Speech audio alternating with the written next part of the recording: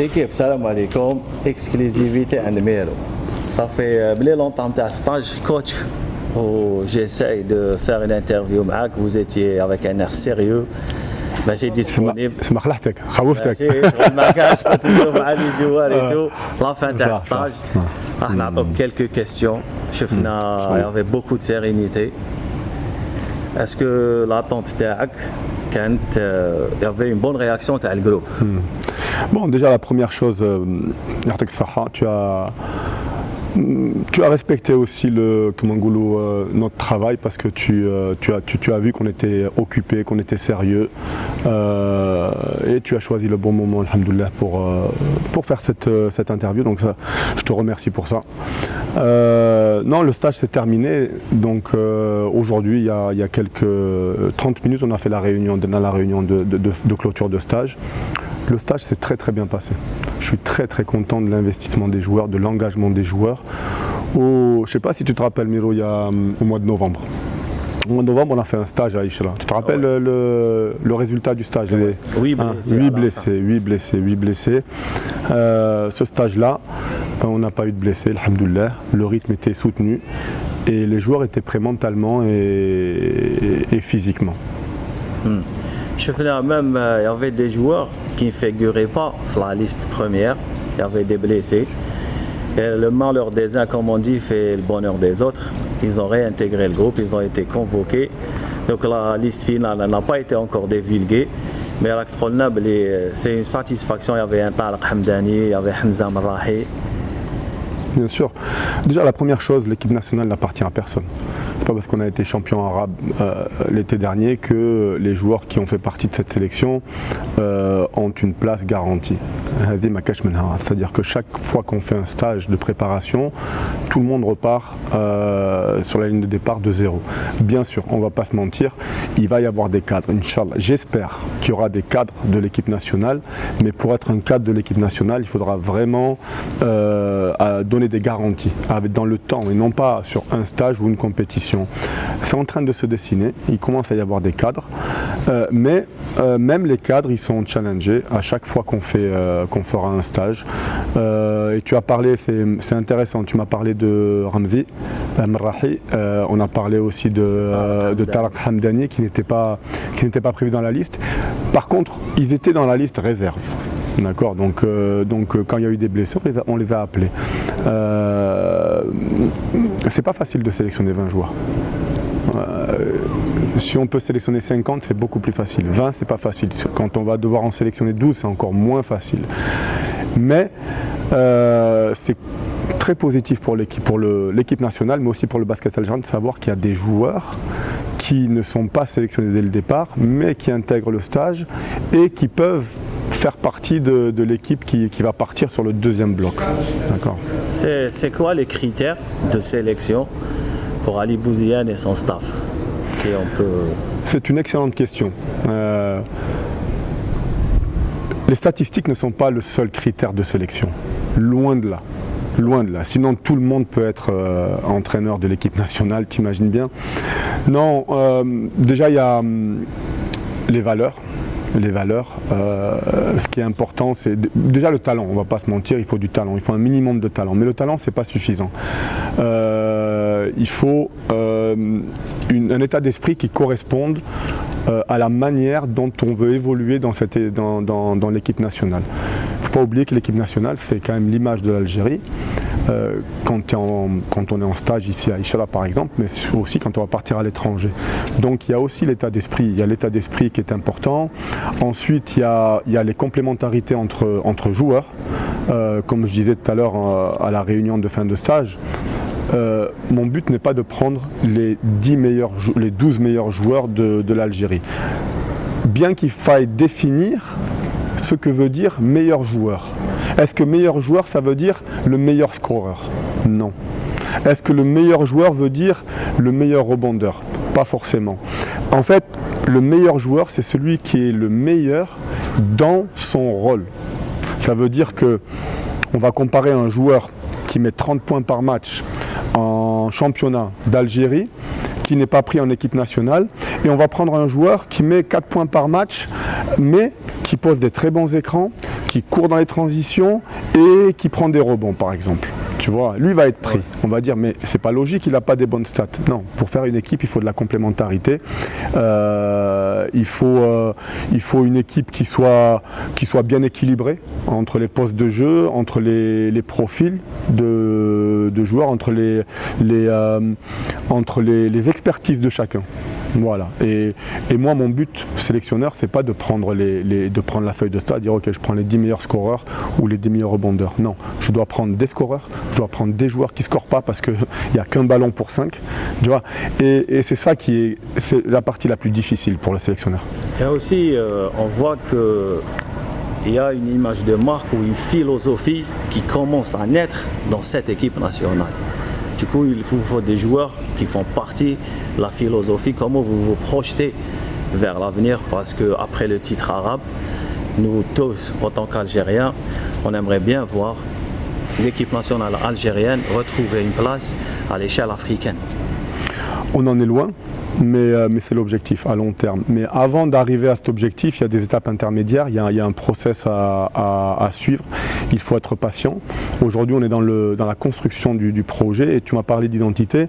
L'objectif prioritaire pour moi, avant de pouvoir performer avec cette équipe à l'échelle africaine, c'est de créer une identité qui est forte.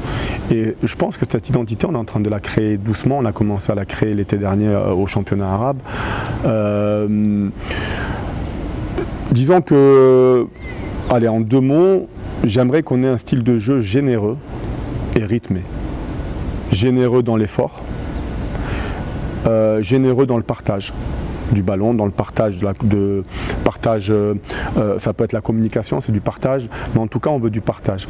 Et rythmé, c'est quoi? C'est être capable de gérer le rythme comme nous on le veut et pas laisser l'adversaire gérer son rythme. Et comme tu l'as vu, comme vous l'avez vu, on essaie de jouer sur un rythme élevé. J'ai une inspiration, on en a parlé tout à l'heure, hein. Moi mon inspiration c'est l'entraîneur de l'équipe de handball. Et je trouve que c'est dommage que tous les sports ne s'inspirent pas de l'équipe nationale du handball des années 80 qui a gagné 5 fois le championnat d'Afrique d'affilée. L'entraîneur c'était Aziz Dries à l'époque. Et lui, je trouve qu'il a été mais d'une pertinence, d'une cohérence, d'une intelligence de créer un style de jeu. Rappelez-vous, à l'époque tout le monde jouait zone, tout le monde attendait en défense derrière et tout le monde jouait demi-terrain. Lui est arrivé, il a dit ok, j'ai on va dire un public qui n'est pas peut-être aussi costaud que d'autres nations, j'ai des qualités, j'ai moins de qualités que j'ai des qualités. Il y a des qualités qu'on a, les autres ont des qualités qu'on n'a pas. On va jouer avec nos qualités. Et il a créé ce style de jeu qui est monter en pression défensive, l'agressivité défensive pour gagner des ballons, jouer vite et partager le ballon. Et je trouve que c'est du génie. C'est du génie, je pense que tout le monde ne réalise pas encore le génie du coach Dries, mais on essaie un peu de s'inspirer de ça. Bien sûr, c'est du handball, c'est du basket, mais dans la philosophie. C'est une identité, l'identité elle doit être claire. Voilà. Et on vous a vu d'ailleurs dans le championnat arabe, la dernière édition, les postes 4 et postes 5 défendaient tout le terrain.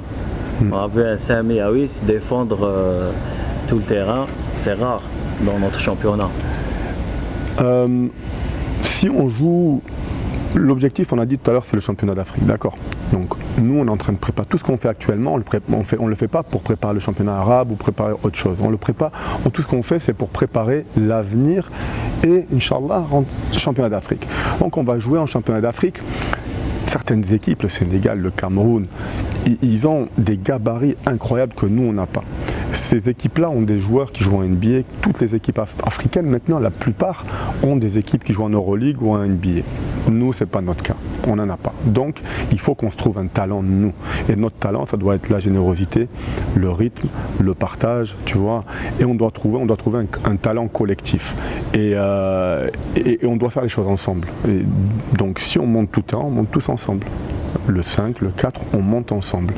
Et ce qu'on veut, c'est avancer sur l'adversaire. On ne veut pas être en contrôle. On veut que nous, on avance sur l'adversaire. C'est nous qui dictons le rythme qu'on veut mettre dans le match. Et bien sûr, tu l'as vu, ça demande beaucoup de conditions physiques, hein. On l'a vu, et si tu veux jouer ce style de jeu-là, il faut se préparer avec ce style de jeu. Oui, en tout cas, merci beaucoup, coach. Avant de finir, votre réaction par rapport au premier stage, j'ai vu la déception. Vous m'aviez dit, Amar, oui, blessé, on n'a pas eu un rythme vraiment élevé, contrairement à ce stage. Quand même, il y a eu une satisfaction des joueurs, on l'avait évoqué au début de l'entretien. Mais dites-moi, la déception, quand vous avez annoncé aux joueurs, c'était un truc pas facile, ni pour eux, ni pour vous. Non, c'est pas... Franchement, si je peux éviter ce moment, je l'évite. Ouais. C'est le moment que je déteste le plus. J'adore ce que je fais, j'adore faire les stages, la préparation, ce qu'on vit avec les joueurs, avec le staff, les entraînements, les repas. Ce moment, c'est un cauchemar. C'est un cauchemar parce que tu vas dire aux joueurs que tu vas pas le prendre. Ouais. Alors que lui, il a envie de partir. Tu vois, c'est difficile, mais il faut le faire. Lara, c'est notre métier. Et en tout cas, déjà, c'est positif. C'est une bonne chose quand les joueurs, tu vois, ils sont en attente, ils sont pas sûrs. Ouais. C'est une bonne chose qu'ils soient déçus de pas être pris. Le contraire, ça serait pas normal. Mais voilà, c'est difficile. Mais ils l'ont très bien pris. Coach, tout à l'heure, on avait évoqué le point des cadres de l'équipe à l'avenir. Pour moi, j'ai discuté avec l'un des cadres. Dans ma tête, c'était un cadre de l'équipe. Je lui ai dit, alors pour la liste qui va faire partie du voyage de la Slovénie, il me dit, Amar, Miro, je te dis un truc, même moi, je suis pas sûr de faire partie de cette équipe. Je lui ai dit, oh vas-y, t'es sérieux? Il me dit, Wallah, personne n'a une place assurée. Même moi, je viens, je travaille, j'ai le doute que je ne ferai pas partie de ce groupe. Non, mais c'est une bonne chose. Personne n'a une place assurée, ça je te le dis. Je veux qu'il y ait des cadres, mais les cadres, il faut qu'ils prouvent qu'ils peuvent être cadres. Tu vois, ça se gagne d'être un cadre. Et les cadres, moi, je vais les challenger peut-être plus que les joueurs qui partent, qui reviennent. Parce que d'être cadre, ça demande beaucoup de qualité, beaucoup de valeur. Donc, je vais les tester.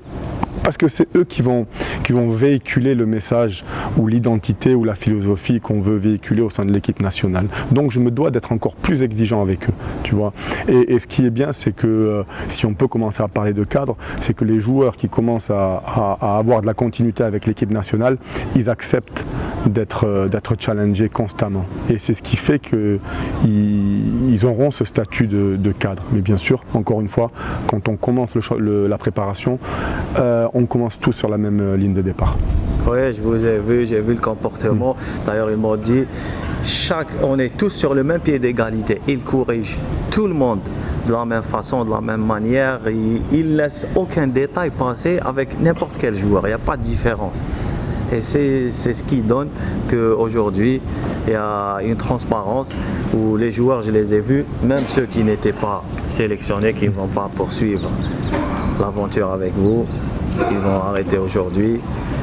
Ils se disent qu'on va travailler encore plus. Tu sais, moi, j'ai été joueur, maintenant je suis entraîneur. Moi, je sais que quand j'étais joueur, ce que je recherchais de la part d'un coach, c'était 1, de la transparence et 2, de la justice. Pas de l'égalité. Ouais. On ne peut pas être égaux. C'est-à-dire qu'on ne peut pas tout jouer 25 minutes. Tu vois, on ne peut pas tous prendre 10 tirs. Par contre, on veut de la justice. Tu vois, ça veut dire quoi la justice? Ça veut dire que quand je prends une décision, que la décision doit être cohérente. Tu vois, et quand tu es juste et que tu es transparent, je pense que les joueurs, ils n'ont aucun problème. Ils sont matures, c'est des grands garçons, c'est des adultes, ils acceptent les décisions. Sur les joueurs qu'on n'a pas retenus, il n'y en a aucun qui l'a mal pris. Parce qu'on a été transparent avec eux, on leur a expliqué pourquoi et on leur a dit aussi que la porte elle est ouverte, qu'elle n'est pas fermée. Elle n'est pas fermée la porte, elle est ouverte. Ils doivent travailler bien encore sûr, plus. Bien sûr. On l'a vu d'ailleurs avec Tarek, moi je cite comme exemple Tarek Hamdani et Hamza Marrahi. Tarek c'est un bon exemple. Tarek et Hamza aussi. Hamza c'est encore un meilleur exemple parce que lui c'est 2 fois. L'an dernier on ne l'a pas gardé. Et d'ailleurs Hamza, il était venu me voir à la fin du stage, il m'avait dit est-ce que je peux avoir des explications. Il était pas. Mais moi j'ai apprécié. J'ai apprécié parce que ça veut dire qu'il est engagé et qu'il est déçu. Cette année, je ne l'ai pas appelé pour le premier regroupement. Il était dans la liste réserve. On l'appelle au dernier moment. Non simplement il répond présent, mais en plus il répond avec beaucoup d'engagement. tu vois. Et moi, j'apprécie beaucoup ces valeurs. Donc il est dévoué pour l'équipe nationale et il veut apporter un plus. Et il veut aussi prouver qu'il a vraiment cette place dans ce groupe. Tout à fait, tout à fait, tout à fait. Et comme tout le monde, comme tous les autres joueurs, il ne sera pas moins bien traité, il ne sera pas mieux traité, il sera traité comme tous les autres joueurs. Voilà. Inch'Allah. Merci beaucoup, cher. Merci à toi, Miro. Vous avez 3 jours de repos, la reprise va venir. Ça va arriver vite, ça va arriver vite. Inch'Allah, petit à petit. Inch'Allah. D'accord. Barakallahu fik. Merci.